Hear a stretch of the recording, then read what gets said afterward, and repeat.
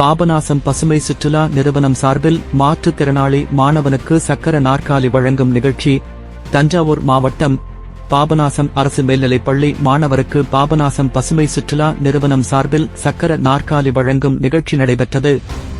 நிகழ்ச்சியில் பசுமை சுற்றுலா நிறுவன உரிமையாளர்கள் பரணிதரன், கனகலட்சுமி ஆகியோர் மாணவர் சஞ்சய்க்கு சக்கர நாற்காலியை வழங்கி, நடக்க முடியாத நிலையிலும் பள்ளி படிப்பை விடாமல் தொடர்ந்து 10ஆம் வகுப்பு வரை தொடர்ந்து கல்வி பயின்று வரும் மாணவர் சஞ்சய் மற்றும் அவரது குடும்பத்தினரை பாராட்டினர்.